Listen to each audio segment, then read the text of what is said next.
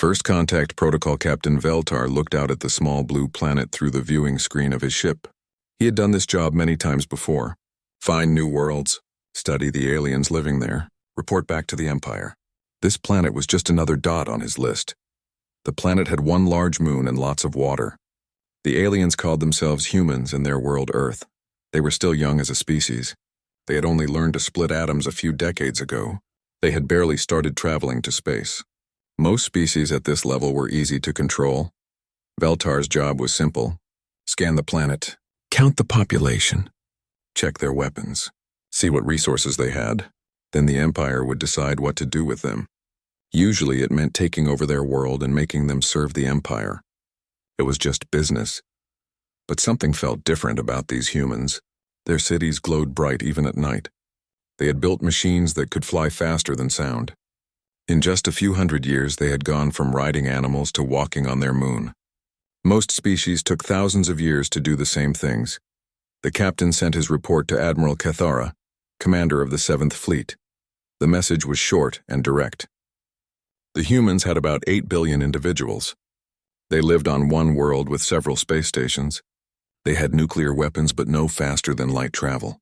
They were divided into many different nations that often fought each other. Admiral Cathara received the report while eating his morning meal.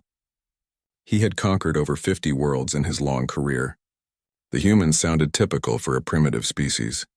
They had some technology, but nothing that could threaten the Empire.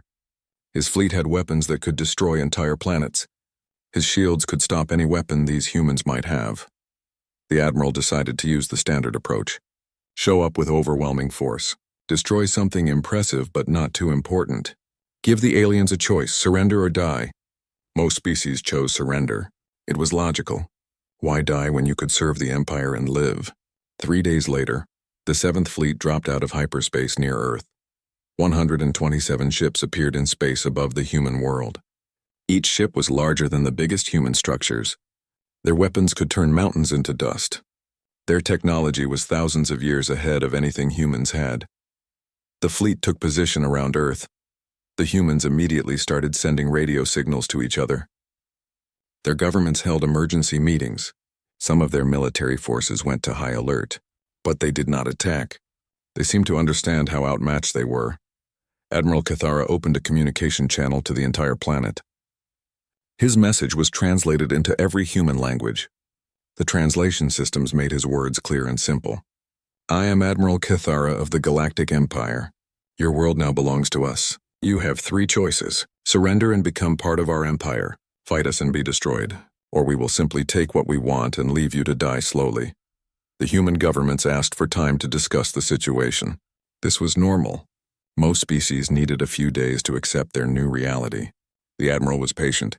He had time. His ships could wait in orbit for months if needed. What the Admiral did not know was that humans had been preparing for this day for over 60 years. They had seen signs of other civilizations in space. They had detected strange signals from distant stars. Their scientists had warned that contact with aliens might not be peaceful. During the 3-day waiting period, something unprecedented happened on Earth.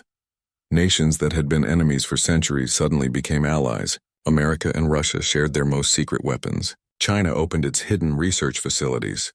Every country with advanced technology contributed to a single plan. Dr. Sarah Kim worked without, sleep in a bunker beneath, Seoul. She was one of hundreds of scientists who had spent decades preparing for this moment. They had built weapons in secret. They had hidden military bases on the dark side of the moon. They had prepared for war against an enemy they had never seen. The human response came exactly 72 hours after the Admiral's message. It was broadcast from every major city on Earth at the same time. The message was just 2 words in the old human language of Latin, Molon Lab. The translation was simple but defiant. Come and take it. Admiral Cathara was surprised by the response. Most species either surrendered immediately or begged for mercy. The humans seemed to be choosing the third option, death. He almost felt sorry for them. They were brave but foolish. Courage could not stop his weapons. The Admiral decided to start with a demonstration. He would destroy one of their moon bases. It would show the humans what his weapons could do without killing too many of them. Perhaps after seeing his power they would reconsider their defiance. He selected a target on the far side of Earth's moon. Human sensors showed a small research station there. Destroying it would prove his point without causing too much damage. The admiral ordered his gunners to prepare for a precision strike. But as his ships moved into attack position, the humans revealed their first surprise.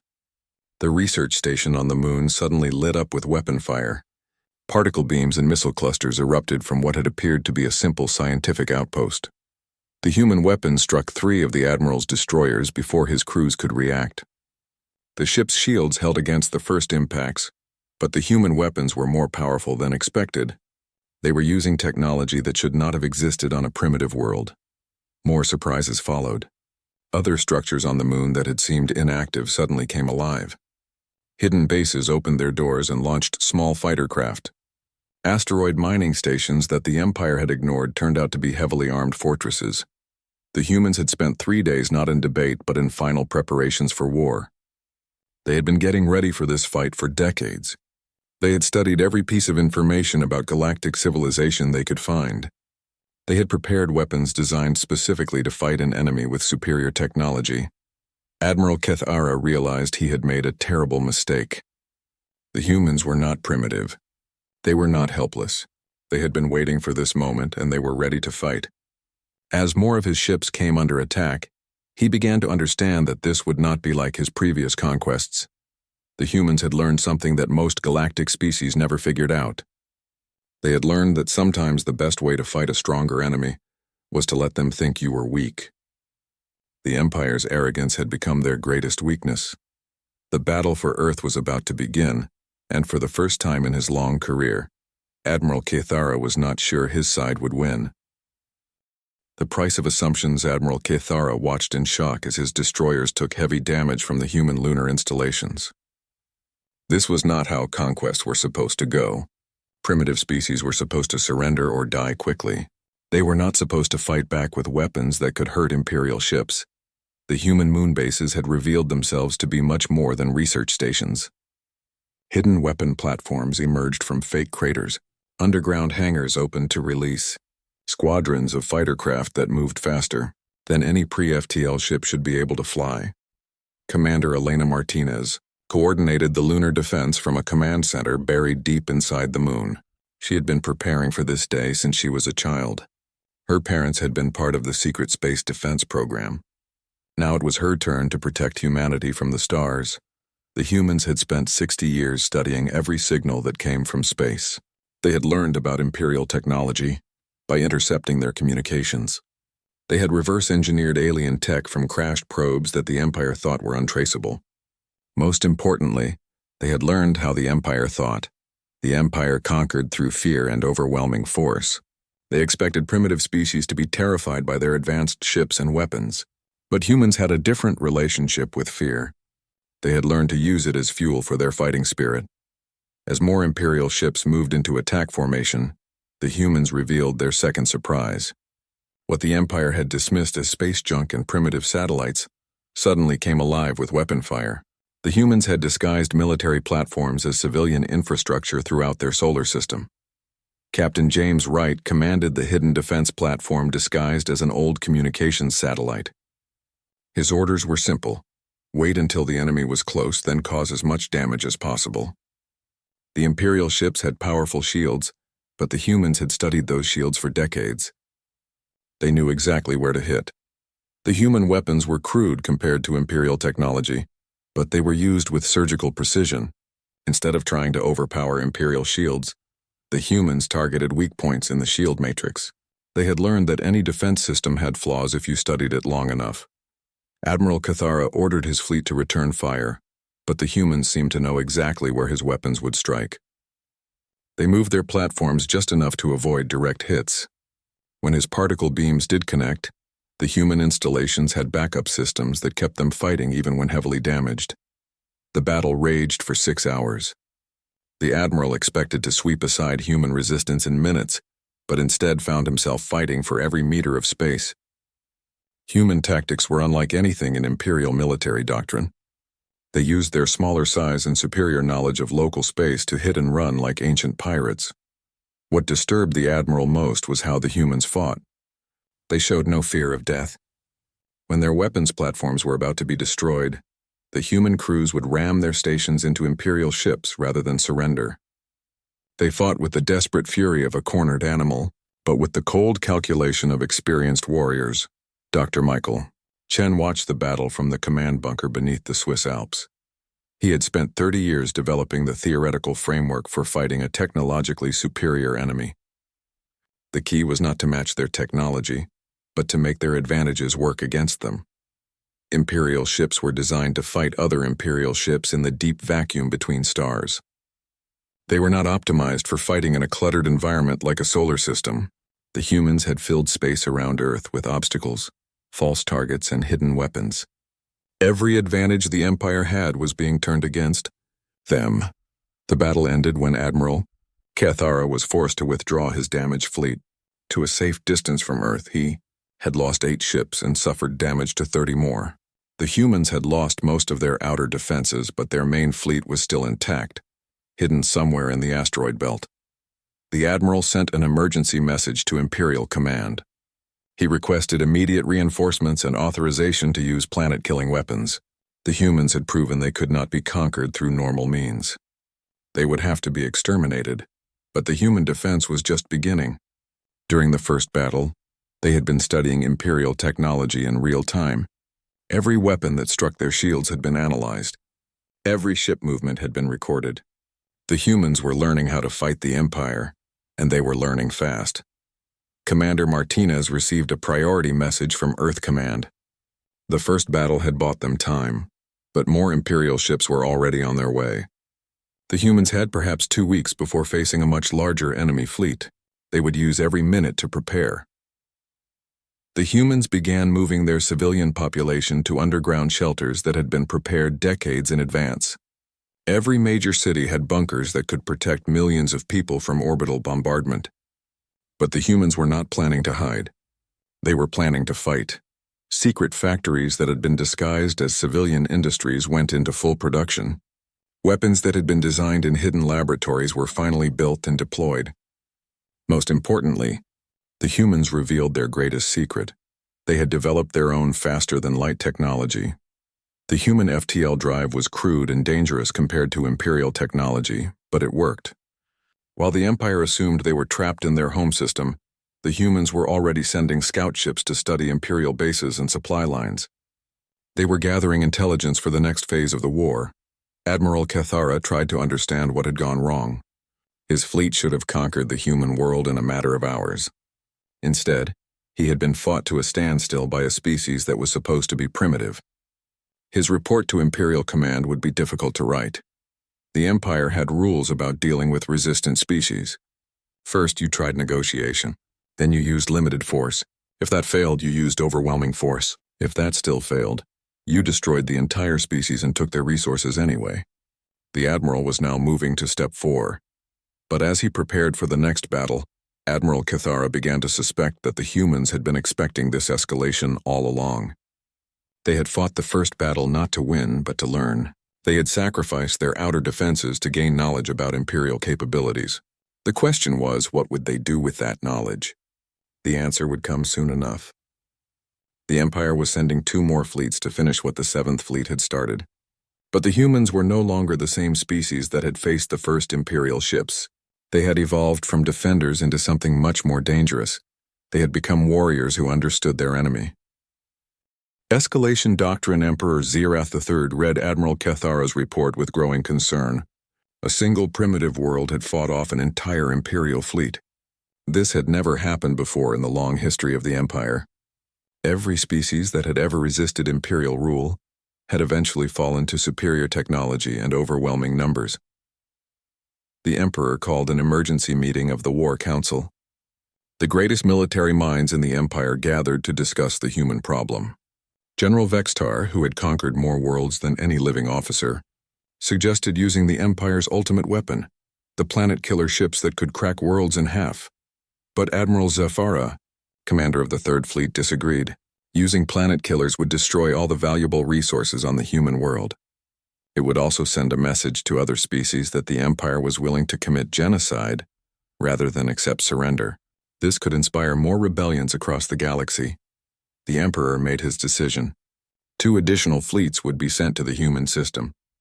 The 10th and 15th battle groups would join the 7th Fleet in a coordinated assault. Nearly 400 Imperial ships would descend on the human world. No primitive species could resist such overwhelming force. Admiral Cathara received the reinforcement orders with relief. He had been studying the humans during the 2 weeks since their first battle. Their technology was improving at an impossible rate. They seemed to learn from every encounter and adapt their tactics accordingly. The sooner this war ended, the better. But when the reinforcement fleets arrived at Earth, they found a solar system transformed. The humans had not been idle during the waiting period. They had turned their entire star system into a fortress designed specifically to fight Imperial ships. Colonel Sarah Thompson commanded the defense of the asteroid belt. The humans had been mining asteroids for decades, but now those mining operations revealed their true purpose. Every significant asteroid had been hollowed out and converted into a weapons platform or supply depot. The asteroids moved in coordinated patterns that created overlapping fields of fire. Imperial ships trying to approach Earth would have to run a gauntlet of hidden weapons scattered across billions of cubic kilometers of space. The humans had created the largest minefield in galactic history. Admiral Cathara coordinated with the commanders of the 10th and 15th fleets. Admiral Gorthak of the 10th Fleet was confident that sheer numbers would overwhelm any human defenses. Admiral Velnara of the 15th Fleet preferred a more cautious approach, studying human tactics before committing to battle. The combined Imperial fleet began its advance on Earth in 3 waves. The first wave would clear the outer defenses. The second wave would secure orbital space around the human world. The third wave would bombard the planet into submission. It was a proven strategy that had worked on countless worlds, but the humans had studied Imperial tactics as carefully as Imperial technology. They knew exactly how the Empire would attack, and they had prepared accordingly. As the first wave of Imperial ships entered the asteroid belt, they found themselves surrounded by enemies they could not see. The asteroid weapons platforms had been designed to look like natural rocks until the moment they fired. Human crews had been living inside these hidden bases for months, waiting for this moment. When the shooting started, it seemed as if the asteroids themselves had come alive with hostile intent. Captain Liu Wei commanded Asteroid Base 7, a weapons platform built inside a rock that had once been part of a comet. His crew of 12 had been training for this battle for over a year. They knew their asteroids' every weapon system and escape route. They were ready to die for Earth, but they planned to take as many Imperial ships with them as possible. The human asteroid bases used hit-and-run tactics that drove Imperial commanders to frustration. They would fire a devastating volley at Imperial ships, then shut down all systems and drift like dead rocks. Imperial sensors could not distinguish between active human bases and actual asteroids. Admiral Gorthak lost 60 ships in the first day of fighting in the asteroid belt. His crews were exhausted from constant combat alerts. Every piece of space debris could be a hidden enemy. His ships were being picked apart by an enemy they could barely find, let alone fight effectively. The humans had learned an important lesson from studying galactic history. Every species that had fought the Empire in open battle had lost, but no species had ever tried to turn an entire star system into a weapon. The humans were not just defending their world. They were using their world as bait in a trap. Dr. Robert Kim worked frantically in the underground research facility beneath Seoul. The humans had recovered wreckage from the first battle and reverse-engineered several Imperial technologies. They had improved on Imperial shield designs and created new weapons that could penetrate Imperial armor. The human weapons were still inferior to Imperial technology and raw power, but they were used with devastating effectiveness. Human gunners had studied Imperial ship designs for weeks. They knew exactly where to hit each type of Imperial vessel to cause maximum damage with minimum energy. As the battle raged through the asteroid belt, the humans revealed another surprise. Their fighter craft were not limited to the moon and asteroid bases.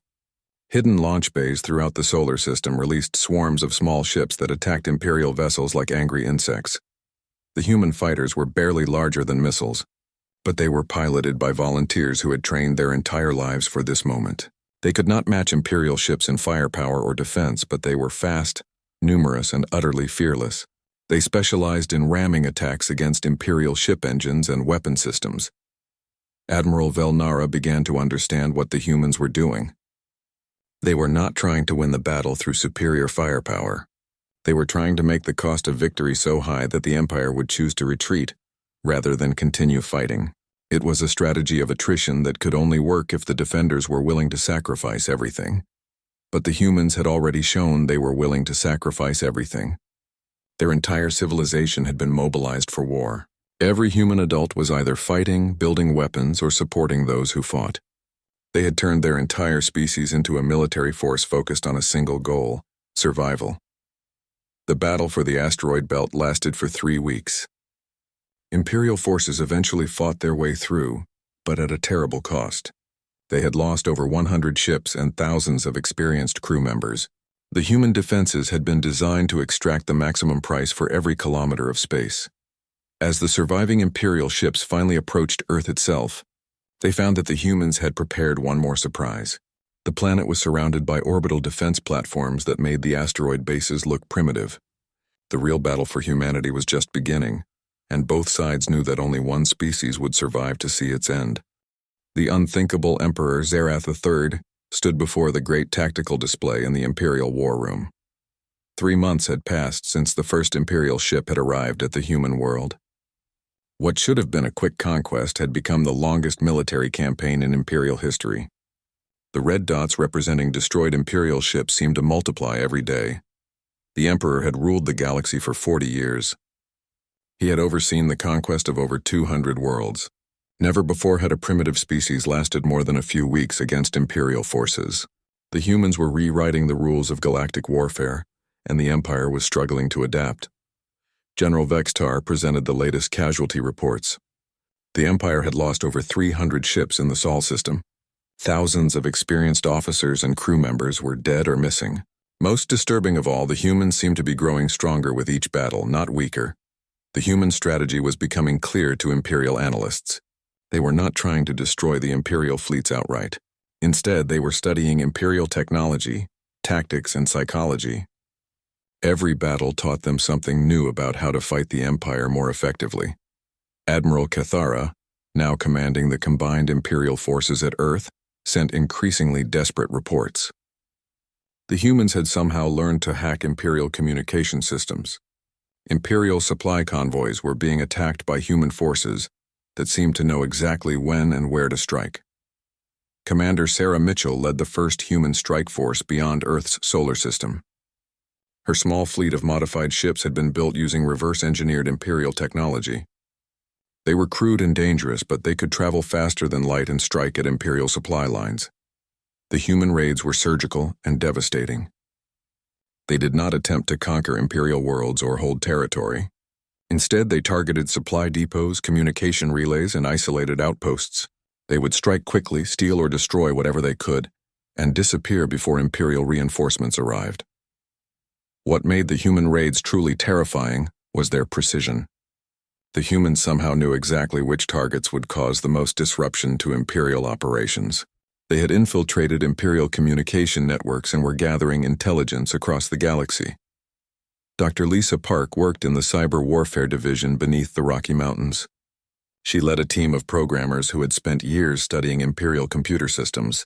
They had discovered that the Empire's reliance on automated systems was both their greatest strength and their greatest weakness. The humans had created computer viruses specifically designed to attack Imperial technology. These viruses spread through Imperial networks like digital plague, causing supply ships to deliver cargo to wrong destinations, communication systems to relay false information, and defense platforms to shut down at critical moments. Emperor Zerath III began receiving reports of system failures throughout the Empire. Automated factories were producing defective equipment. Supply computers were losing track of vital resources. Even the Imperial Palace's environmental systems had begun malfunctioning in subtle but disturbing ways. The human cyber attacks were invisible but devastating. Imperial engineers could not find the source of the problems, because the humans had designed their viruses to look like random system failures. The Empire's own technology was slowly turning against them, but the humans were not content to fight a defensive war. As their understanding of Imperial technology grew, They began developing weapons and tactics that the Empire had never encountered before. Human creativity, unrestricted by Imperial military doctrine, produced innovations that baffled Imperial commanders. Captain Jiang Wei commanded a human stealth ship that had been designed using captured Imperial cloaking technology.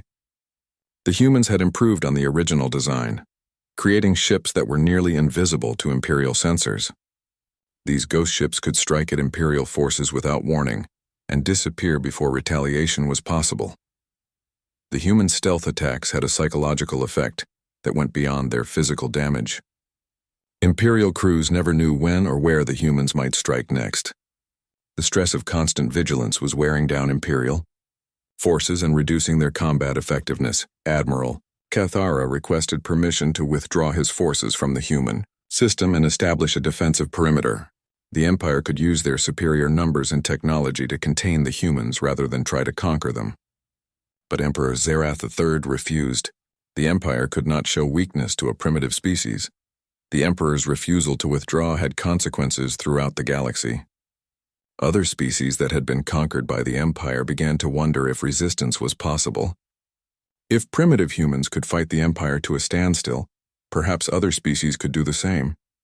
Rebellions began breaking out on Imperial worlds that had been peaceful for centuries.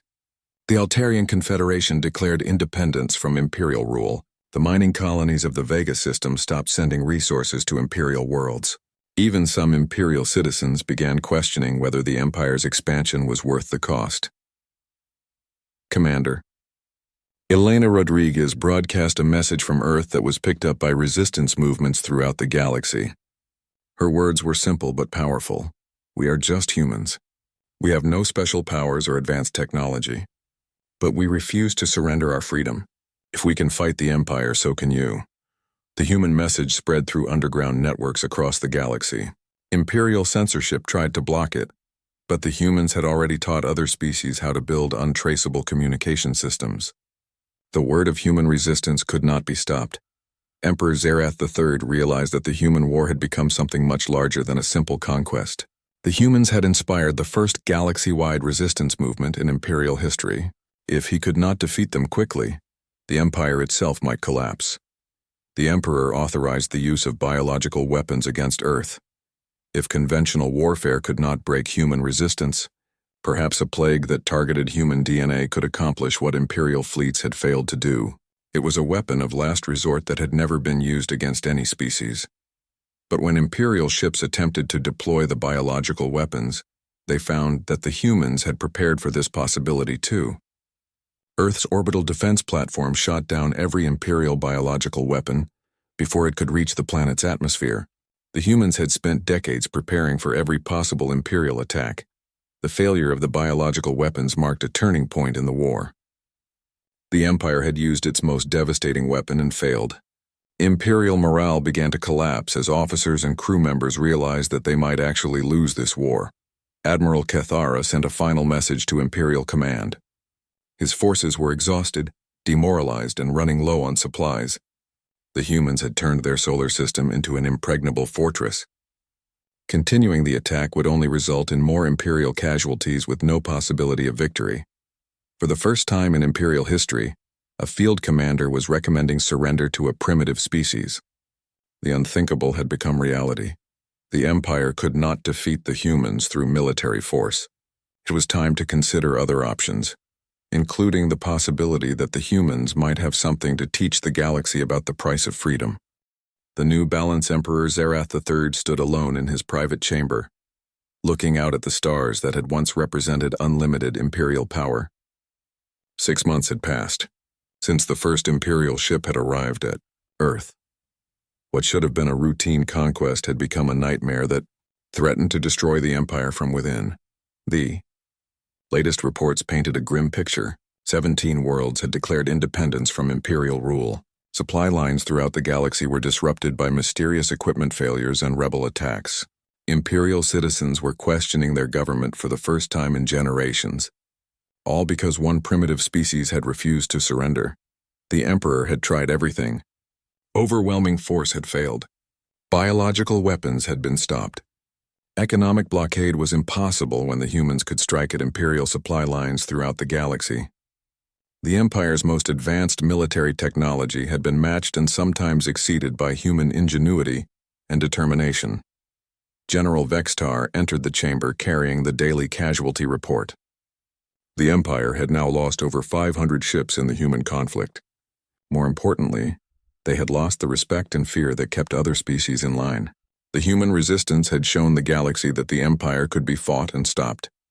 Ambassador Elena Vasquez sat across from Imperial negotiators in a neutral space station on the edge of human territory.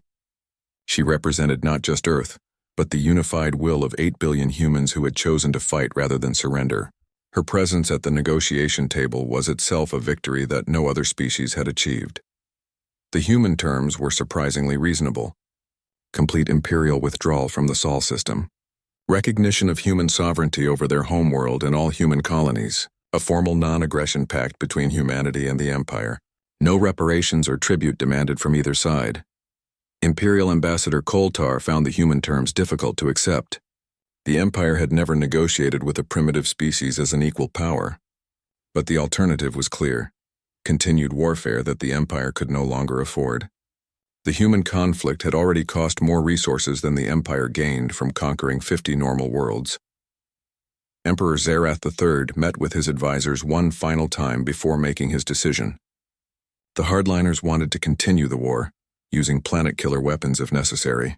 The moderates argued for negotiation, pointing out that the Empire's economy could not sustain the current level of military spending much longer. The Emperor chose negotiation, but not out of weakness. He was perhaps the only person in the Empire who fully understood what the humans had accomplished. They had not just won a military victory. They had fundamentally changed the balance of power in the galaxy by proving that determined resistance could succeed against overwhelming odds.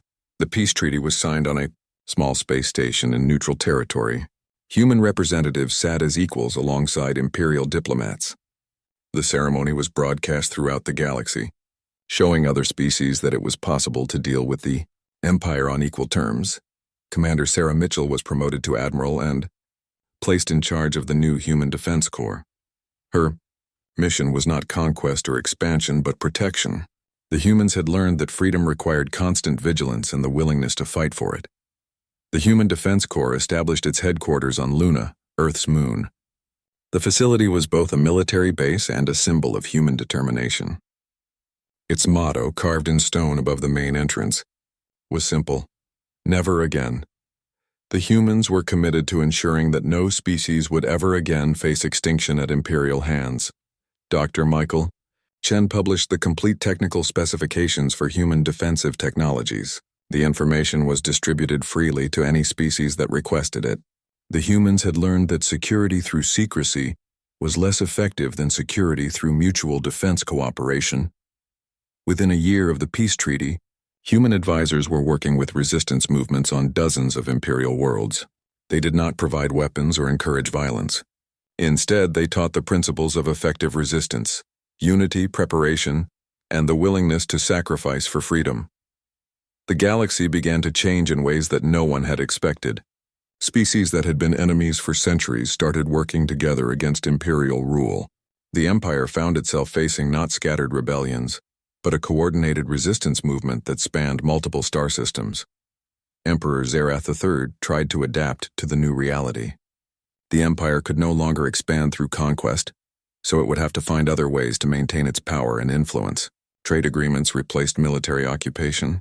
Negotiation replaced intimidation. The Empire survived, but it was forever changed. Admiral Elena Vasquez, now serving as Earth's ambassador to the galactic community, established the Free Worlds Alliance. The organization provided a forum for species that wanted independence from Imperial rule. It was not a military alliance, but a political and economic partnership based on mutual respect and shared values. The human victory had ripple effects throughout galactic civilization. Art and literature began to reflect themes of resistance and freedom that had been suppressed for centuries. Scientists and philosophers who had been afraid to challenge Imperial doctrine began publishing new ideas. The entire galaxy was experiencing a renaissance of independent thought, But perhaps the most important change was psychological. For the first time in galactic history, primitive species were not automatically afraid when Imperial ships appeared in their skies. They knew that resistance was possible. They had seen it succeed. The Empire's greatest weapon, fear, had been broken by human courage and determination. Admiral Sarah Mitchell stood on the observation deck of the Human Defense Corps headquarters, looking out at the stars. Earth was safe, but the human mission was far from complete. As long as any species in the galaxy lived under Imperial oppression, the fight for freedom would continue. The humans had learned something important during their war with the Empire. Freedom was not a gift that could be given or taken away. It was a choice that every species had to make for itself. The humans had chosen to fight for their freedom, and in doing so, they had shown the entire galaxy that such a choice was possible. The Empire endured, but it no longer ruled through fear alone. It had learned to negotiate, to compromise, and to respect the rights of other species. The galaxy was a more dangerous place for empires, but a safer place for everyone else. And throughout the galaxy, when oppressed species looked up at the stars and wondered if resistance was possible, they remembered a small blue world whose people had faced impossible odds and chosen to fight anyway. In the universal language of courage, the human word for their defiance had become known to every species. No. The humans had faced the Empire, and the galaxy had learned that even the mightiest tyranny could be stopped by those brave enough to stand against it.